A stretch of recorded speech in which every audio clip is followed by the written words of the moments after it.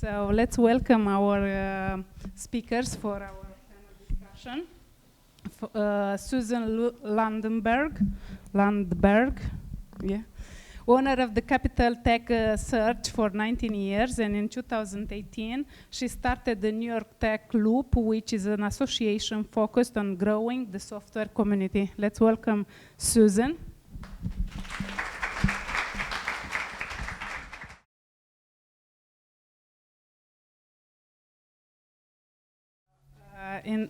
At the table with Susan will sit Shimantika Kumar. She has 20-year experience in various industries as marketing and sales roles. Her formal education is in marketing and advertising from the University of Illinois in Urbana-Champaign. Sam have worked in marketing roles for industries such as steel, healthcare, fintech, financial technology, and digital media. Currently, she is an entrepreneur and working on her first startup, which is a mobile app called Quiggle.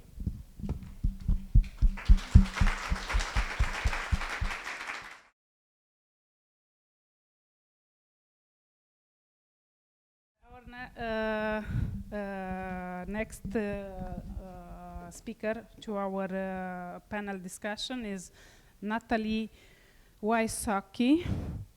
Natalie studied information science at the University of Michigan. She has been working at Troy Web Consulting for almost 2 years as interaction design.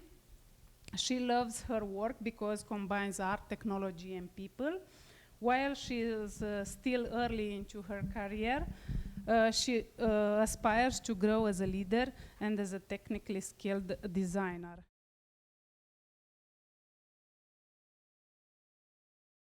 And now I will give the microphone to Blain to moderate our panel discussion. Great, thanks. So I'm going to sneak up over. I'll sit in the front. Then I'll talk to you, and you can talk to everybody else. You do? I wouldn't.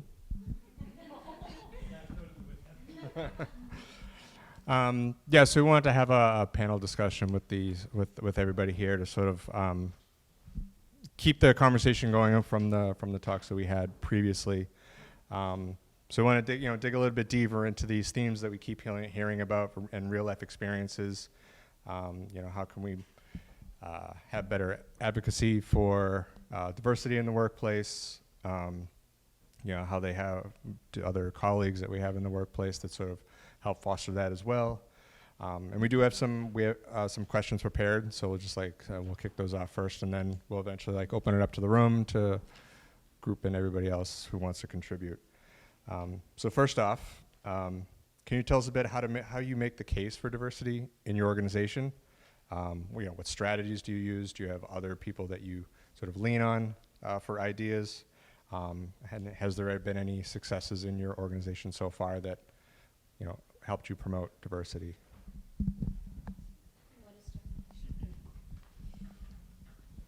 So as a technical recruiter, most of my employers want to hire women. There's no lack of interest in it. And the more women that are out there, the young girls, the developers, I have no problem placing them. And the encouraging thing is that most employers are looking for them. Not for nothing, but they don't want, 10 guys sitting around in a room, just hanging out. That's a scary thought. So if we can introduce a few women into the situation, from the communication skills, everything. And I think it's just a matter of, once an organization has one woman on their team, then they're more likely to grow from there. I think in the work that I do as a designer and at a software firm where we build custom software for a variety of clients, having diversity in mindset is always very important to the work that we do. And particularly for what I do as a designer, it's part of my job to care about our clients' users and be able to empathize with them, as well as with our clients. that sense of empathy is much stronger when we have a diverse set of teammates across the board that can fill in the gaps in perspective and be able to contribute to those different ideas. I think we've found success in our company with that, and I think in part that comes from a very top-down sense of culture that our leadership really focuses on hiring new people that will fill those gaps in perspective.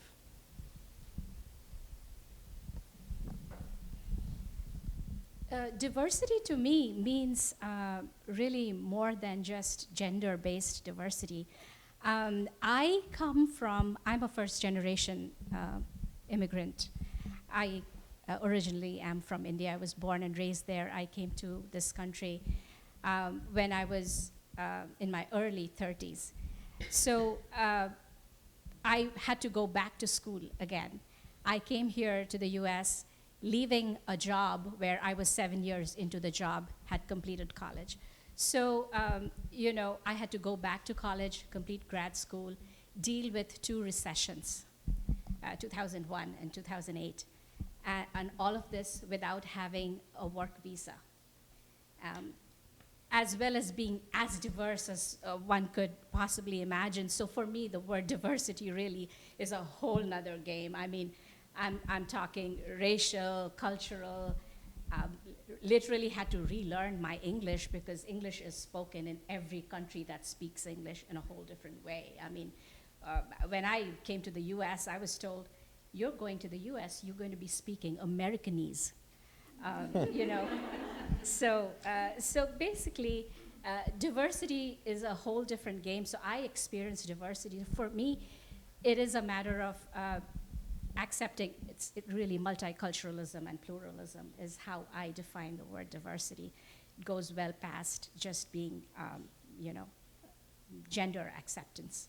So working in multidisciplinary teams is how I view the idea, the concept of diversity.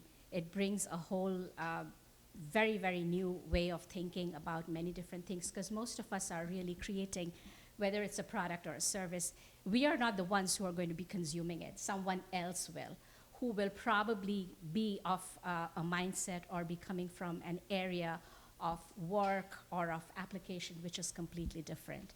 So this whole concept of having MBAs sit in a group or having only engineers sit in a group and talk doesn't lead very far. Now you bring into that group of an MBA, that group of MBAs, someone who is a graphic designer, and you see how the conversation transpires.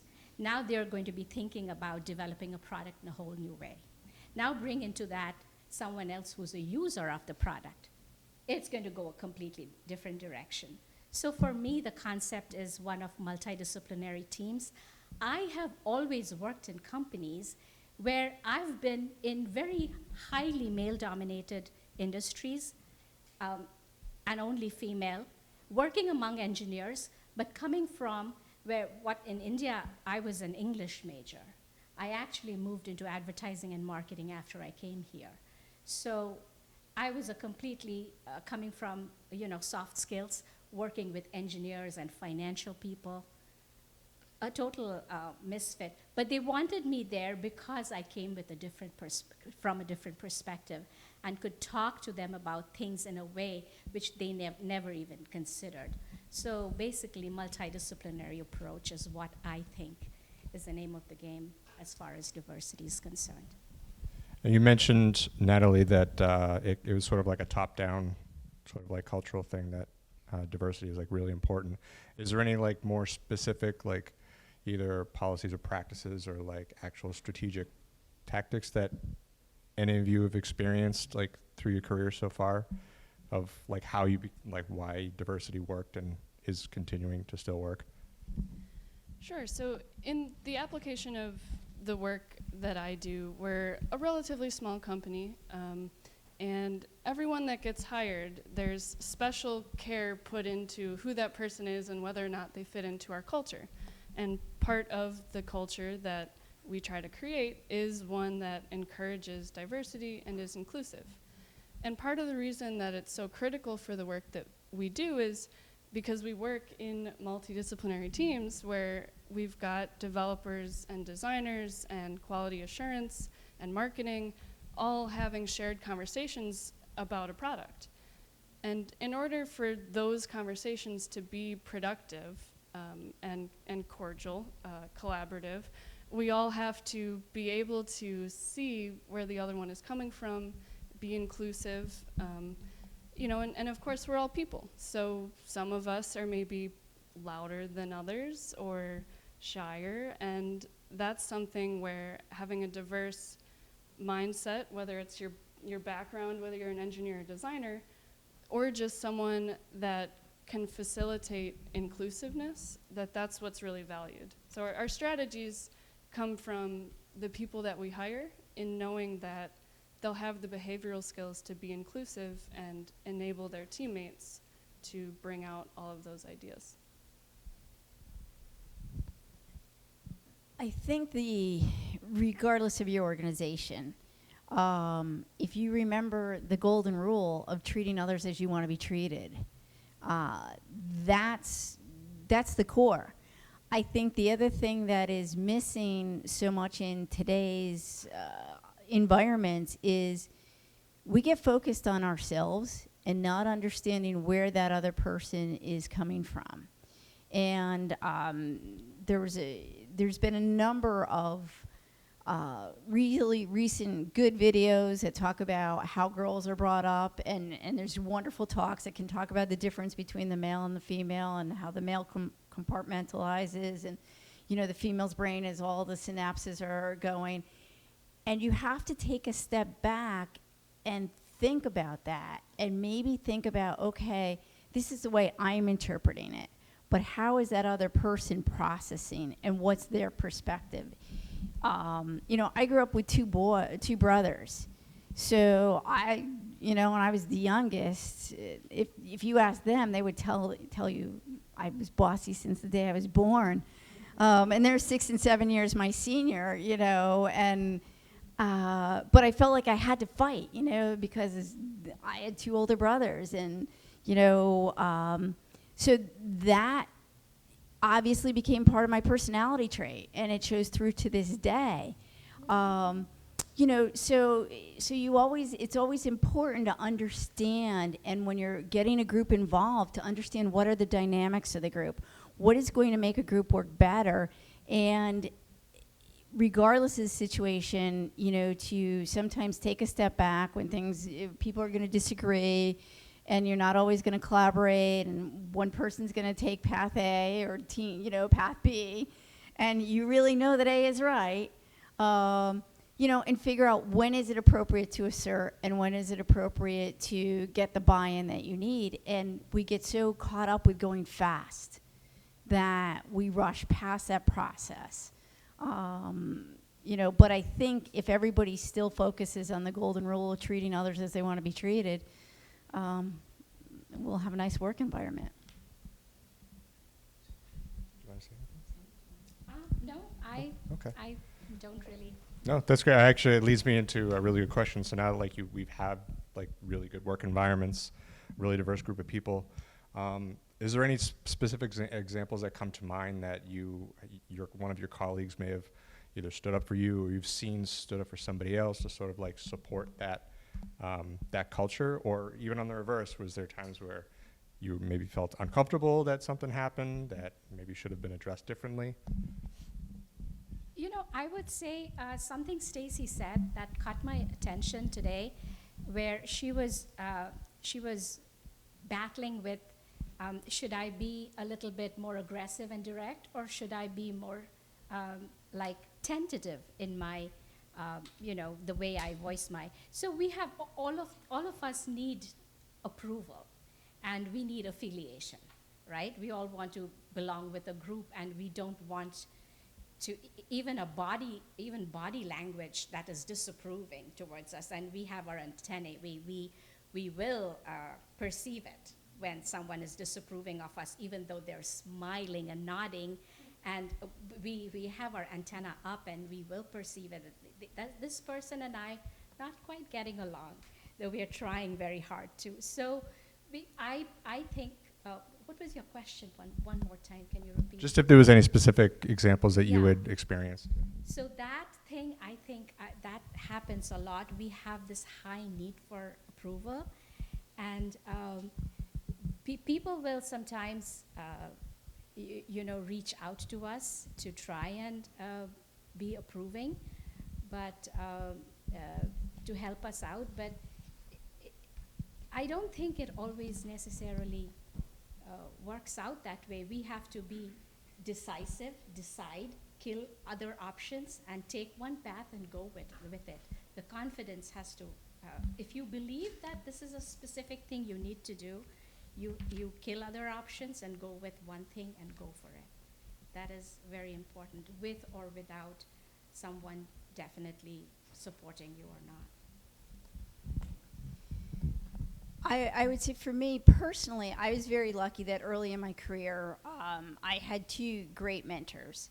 And I was dove in college. I happened to go into the competitive swim industry, so I went in even then into a male-dominated industry.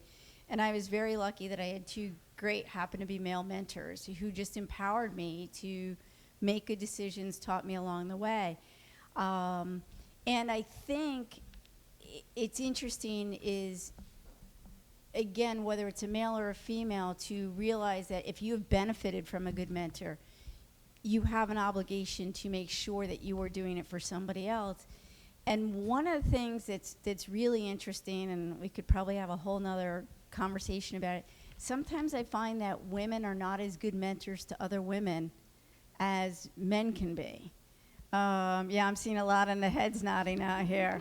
I sort of don't want to open that can of worms, but I want to raise the awareness of it, that we need to make sure, we're all talking about how do we help women, how do we better balance.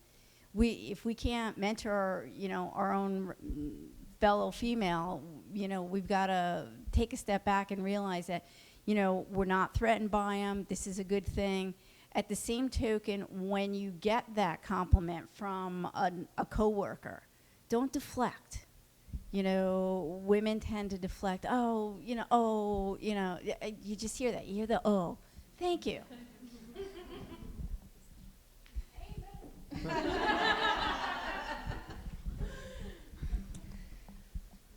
Well, like Susan, I think I've been very fortunate in my journey to get to where I am. Also, like Susan, I've grown up with two older brothers and felt that similar sense of having to fight or having to be bossy or outspoken. And definitely I think that's a trait that I've carried through to where I am now. But what I like about that and about where I work is that because it's a small company, everyone has an opportunity to step up and lead. If you have a good idea, you should go for it. You should walk into our CEO's door and share it with him and start trying to take it somewhere. And so I think in particular, I've had support from the leadership that's at my company in nurturing the fact that I can be direct and I can be confident with the ideas that I have, and they've really enabled me to grow into a leadership position and see where I can go with it, because I've really only been working for hardly 2 years, but I feel like I've had so many leadership opportunities and it's been so encouraged. It's put me in a really fortunate position. And so as Susan said, I think one thing I'd like to do more of in the future is finding a way to carry that forward to other people that might be starting out their careers just like I have been, to enable them to say, hey, just because you're new doesn't mean you can't be a leader, and just because you're a woman and you might be bossy, that doesn't mean you're too bossy. You can, if you have good ideas, stick to them. So yeah. Thank you. Actually, I kind of want to ask the audience if they have any experiences like that they wanted to share, just in their work or anywhere else. Anybody feeling adventurous? Hi, I'm Annmarie, and I have a speech condition that makes it hard for me to sound authoritative and knowledgeable, and I'm also really good at math. So I've always worked in male-dominated fields, but it's kind of hard to compete sometimes because literally people interrupt, they talk over me, whatever. So I finally got to the point where I do it right back. And then I found out that when women do it, it's called interrupting. When men do it, it's called competitive turn-taking.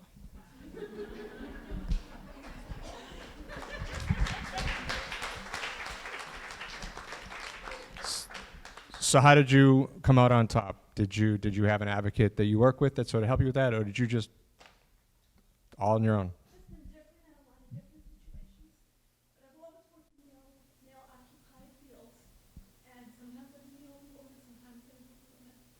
And when people get to know me, they usually understand that I have to start saying what I'm going to say, actually before you finish, in order to be the next one in the conversation. And it's not that I'm doing it on purpose, but I have to think ahead or I won't be able to vocalize. And it's an orphan condition, nobody knows about it, no one has it. I took me 11 years to be diagnosed, started when I was 14 years old. So it's had a huge influence on my life, just because people don't understand. So in being in the conversations, I'll be right in there. Some people resent it, some people understand, some people don't care, well, the big story. So it's kind of, it's variable that way, but also just remember the invisible disabilities or the unknown disabilities that someone might have that you might not know, like shyness, crippling shyness. Some people are crippled by it, or even like being perceived as being too superior with people that are good at something and they know it, and they think that they're good and they're going to come out with everything, and then other people might resent them because of the same thing that you're talking about with the imposter syndrome. So don't think just because a person is a woman that she's not good at math, or she's not confident, or she's not forceful. It's not, it has nothing to do with gender. Great, thank you. That was great.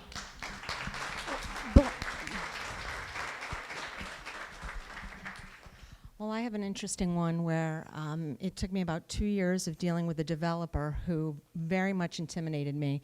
I was a developer, moved into business analyst, and as I was a business analyst, solely responsible for the requirements for this one project, and this developer and I would butt heads. And it didn't help that he was 6'1" and very loud. So I would go, and I would always go over like shrinking, just kind of tiptoeing, like what's he gonna say? He's gonna say no. How am I going to communicate this? I know the stakeholders want this. Tons of fear, tons of intimidation, tons of insecurity. One day, though, I just said, I've had enough. I've had absolutely enough. And I said, okay, every time I go to him, he tells me no, immediately. And then after he thinks about it a while, he comes back and agrees with my position. So, Tammy, what are you going to do here? How are you going to handle the next one? So I finally, with some confidence, went to him and I said, here's what we need to do. This is what they're asking for. I think we might have a challenge here, but, and he started to go with, well, you know, we can't. I said, no. I said, please, listen, I'm going to give this to you, this whole package, and I'm going to walk away. And I want you to review it. And I don't want to hear from you for 24 hours. Set up a meeting with me for the day after next, and then let's have the conversation. And from that day on, we were the best of partners developing that system, and it took me 2 years to figure out what I needed to do to get over the intimidation and fear of this guy that just was, you know, I thought was so intimidating. So, Blain, Great. there's I'll have him get you in a second. There's I don't know the name of the book. I was hoping to get it before today's presentation. A friend was telling me there's a book that's written, and it talks about how, specifically people in my generation, the difference how boys were raised to be competitive and girls were raised to play house.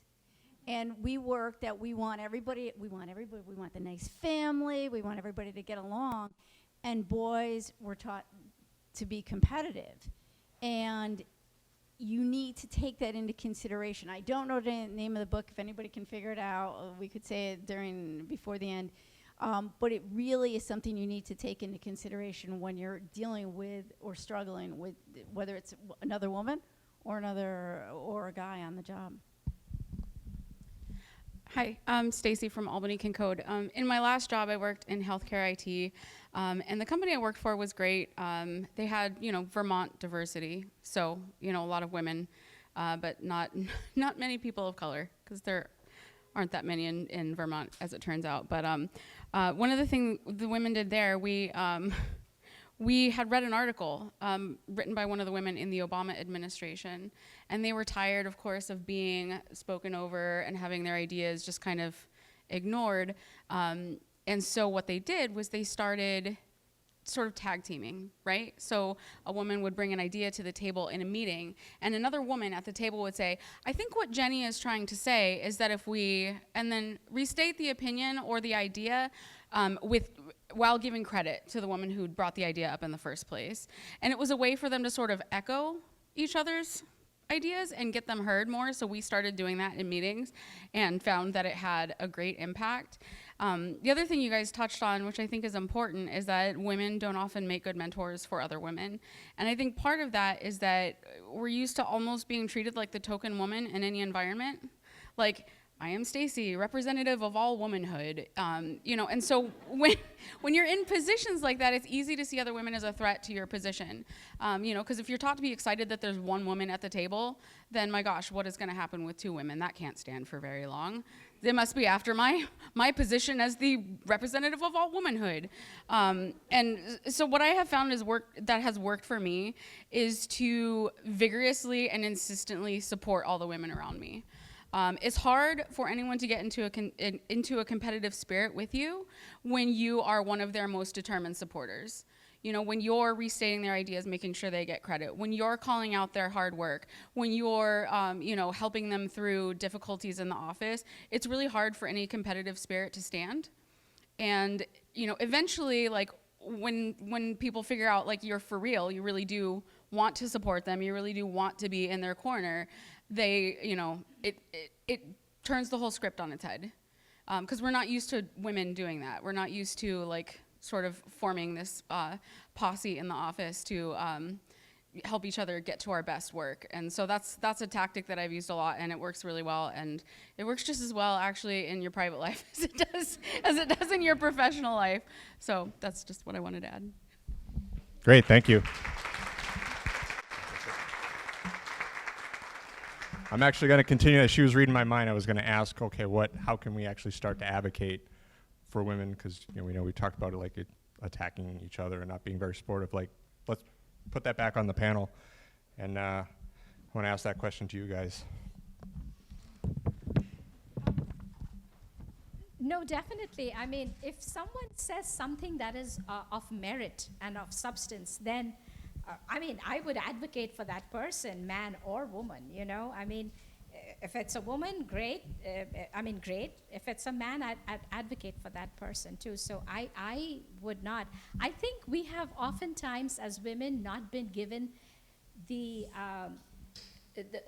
haven't found ourselves in a position where we have the authority to come across as do I have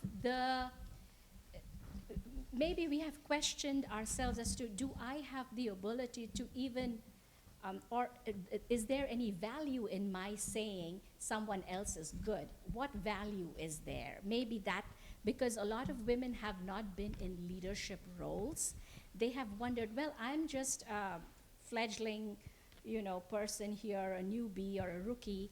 Is there any value to me saying that someone else, if it came from someone more senior, maybe it would add value, but we have questioned whether we have the ability to add value to and appreciate or advocate for another woman. But something of merit deserves to be advocated for, man or woman, I would say, and I would advocate.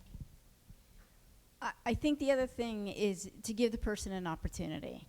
When you're looking around the room, it's, think about, when the teacher, are you always calling on the person who raises their hand versus, okay, let's play fair. Everybody gets a chance to lead. And that's a strong leader regardless. And you sometimes find out who your shining stars are that you don't know. I think what's interesting about what Susan said is that there might be so many shining stars that are there and you just don't know. And as it had been mentioned in some of the other things we talked about, some people are really shy. And so even in the case of maybe just calling on someone to, give them the opportunity, they may not take it. And that can happen. I've experienced it in school, and I've experienced it at work sometimes, that people may either feel like they don't have a good idea, or they're just too shy to bring it up. And so I think one of the ways to help enable other women, and really anyone, but if we're talking about women, is to get to know them as a person and go back to that sense of empathy, and then decide how you can best help them grow into a better version of themselves. Is it sticking up for them in the boardroom? Is it echoing what they said to just make it come across as a louder idea? Or maybe is it talking to them after a meeting or before a meeting to really just encourage them to pursue that idea, or encourage them to go talk to someone else that maybe is a really good person for them to bring that idea to, but they didn't. So you can definitely advocate, I think, vocally and upfront, but also behind the scenes, to just be that supporting voice for them. And I think for some people, that's maybe what they need, is just that continuous, unyielding sense of support to help shoo away the doubt or the imposter syndrome, to really encourage them to at least keep working at it. That's great. So let's sort of zoom into, since we're at a technology event, let's sort of apply all of this stuff that we've been talking about to the technology industry.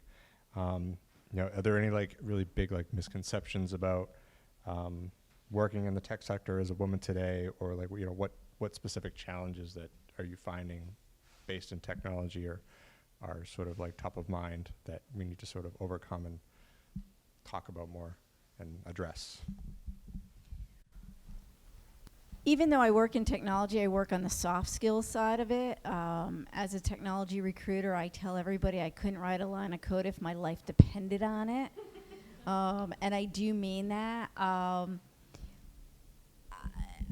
Again, I think the misperception or the challenges, it does all come down to the soft skills in the end, because you whether someone is good in math or can write code, that's sort of a checking of the box. They might be better than somebody else, and somebody might write code more articulately, might be better at databases, but where you can make a difference does still come down to the soft side. And understanding is that person a little shy, or so do you need to reach out to them before? And in technology, as a recruiter, I'm always trying to make suggestions. Well, did you try this? Have you talked to this person? And if they're better with, hey, I really just want to do QA, that's okay. You don't have to, in technology, and what's been good to see companies over the years is, in order to advance, you don't have to manage anymore. You have companies who have technology tracks that you can just keep getting promoted and promoted based on your technical expertise. And that maybe is better for the introvert, whether you're a male or a female. Then there's others who, specifically women, who normally tend to get sucked into management. But now they have an option that they can stay technical if they say, no, I'd really rather still code. I don't want to be managing 30 people. God bless you, Stacey. From a technology point of view, at least there's options now. One thing that I think will get better over time as we continue to have pushes for getting more women into the field and creating a space for more female role models, is that we'll have more women role models there, because I think one of the conceptions right now is, along with the understood idea that you have to code, well, no, maybe you don't. But on the other side, people might think that I'm going to have to work with coders, or I'm going to be surrounded by a bunch of mean software engineers that are going to be mean to me because I'm a female. And I think the more that we can build the momentum of having women in the tech industry be visible, be role models, and both be software engineers, be coders, but also not. You know, I'm a designer and I have to empathize with all of our developers, but I don't necessarily have to develop. And I think making sure that that is cleared up as a misconception is that you don't necessarily have to be a developer, but also not all developers are rude, like nerdy people that won't accept you. You know, there's definitely space for women to move into. What was your question one more time? Sort of like zooming in on like all the stuff that we've been talking about previously, like how does that really relate to like technology? So or one thing I want to say is this, that, you know, I've always worked in technical fields, but as a non-tech person, as a marketing person, and it's okay. I mean, Steve Jobs didn't write a line of code himself. I mean, and he's one of the biggest techies we think of now, if there's ever was one. I mean, a technical innovation.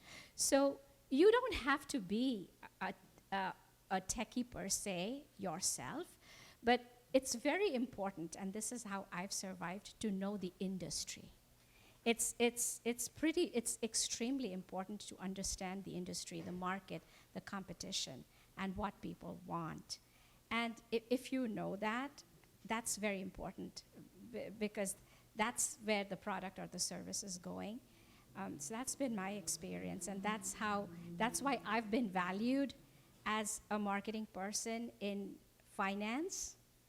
I don't know too much about finance, but I knew the industry. I got to know the industry very well. In steel, metallurgy, people asked me, are you a metallurgist yourself? I would be talking to metallurgists, showing them a steel plant, manufacturing facility.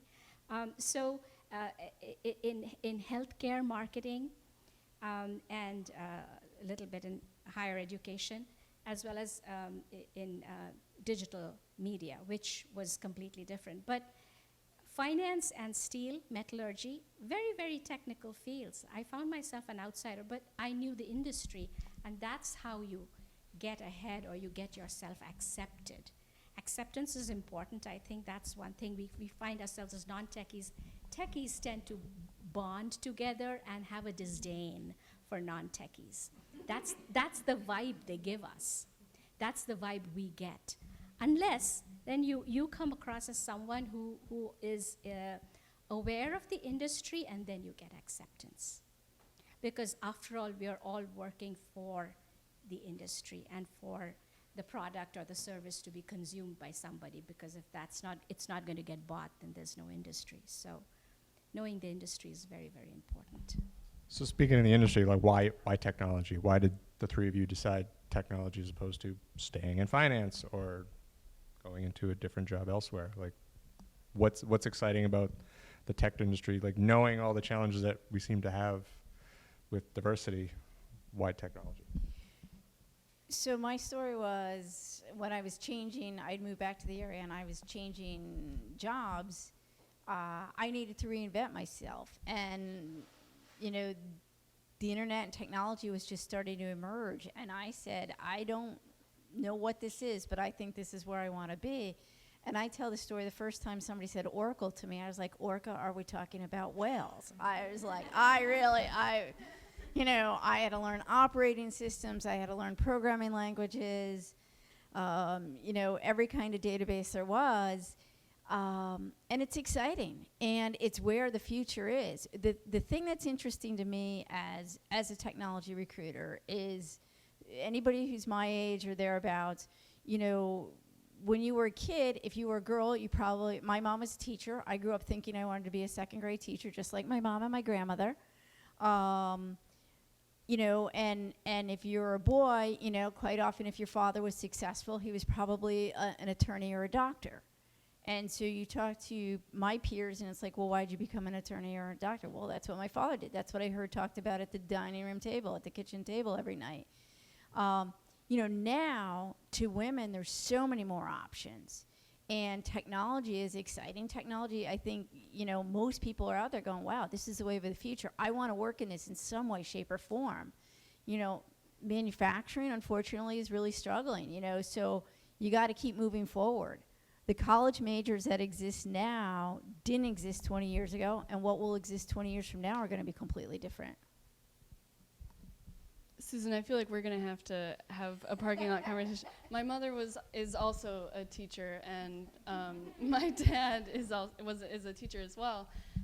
So I think for me, some of those early beginnings, I learned a lot, a lot from my parents. And they, in them teaching me a lot of what they taught me, I developed an appreciation for what it means to teach and, again, empathize. That's my word of the evening, is understanding the way that other people think. And for the longest time, I didn't really know what I wanted to do. I didn't decide that I wanted to go be a designer in the tech industry until halfway through college, when I met a girl in the hallway once, and she lived in my dorm, and I asked her what she was studying, and she started raving to me about this program she was in, and I was like, wow, that sounds really good to me too. Because we did a program that was sort of a dual design and information analysis program. So I was exposed to coding and data analytics. I learned Python. I was an instructional aide for an introductory Python coding class.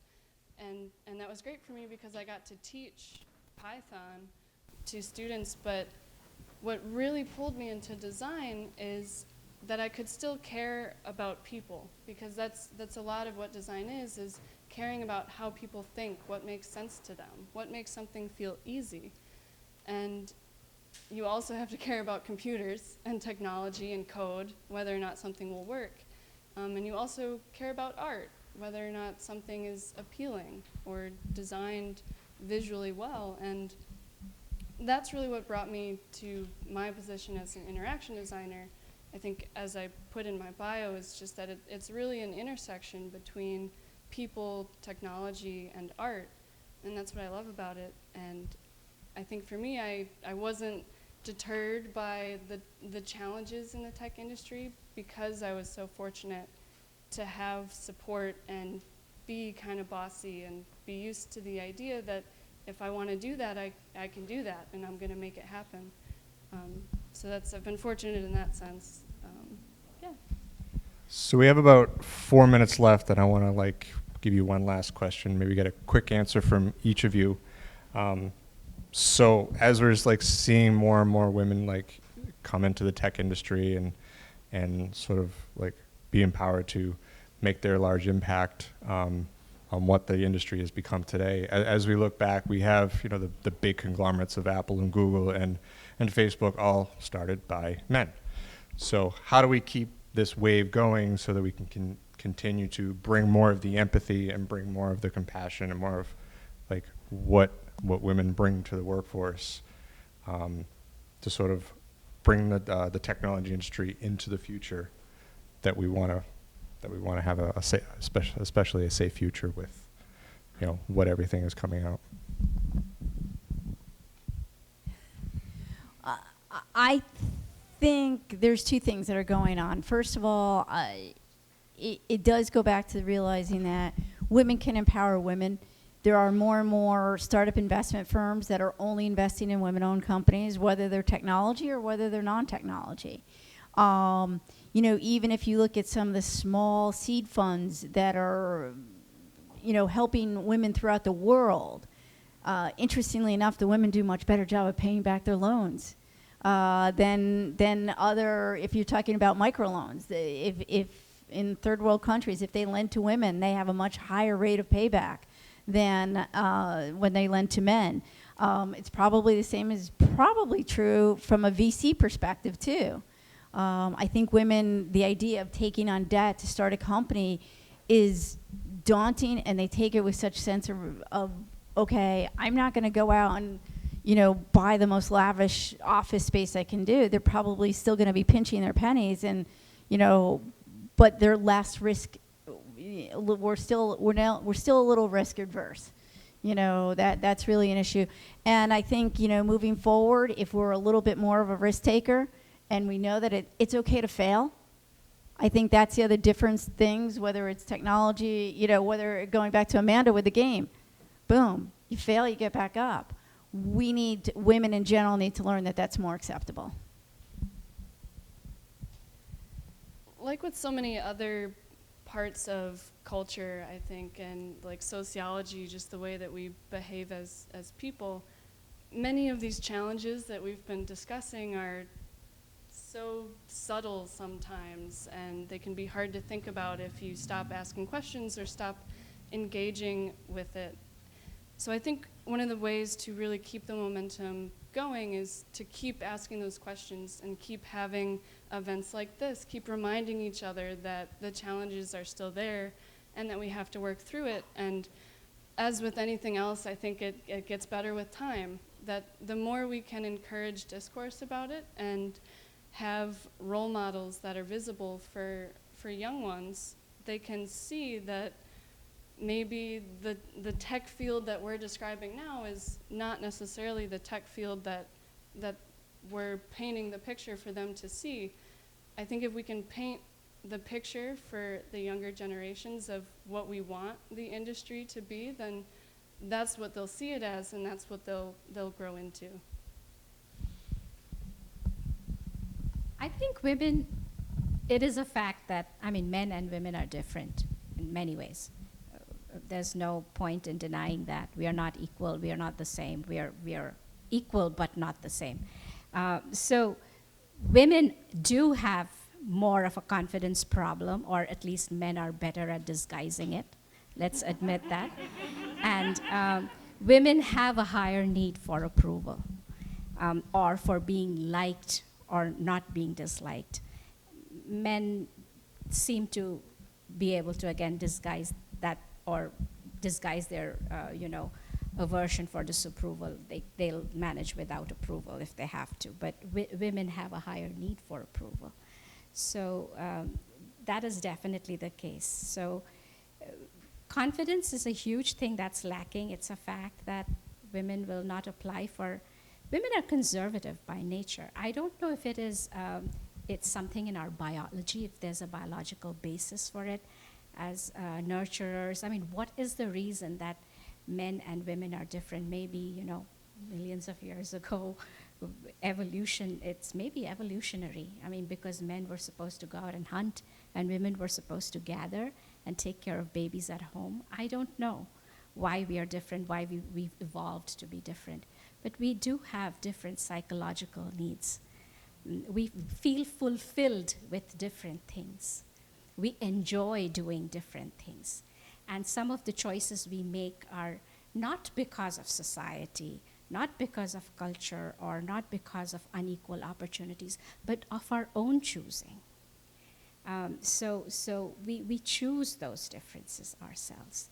So, we do go, I mean, when we are little, we do go for the doll, and the guy goes for the truck. And I don't know that someone tells us or teaches us.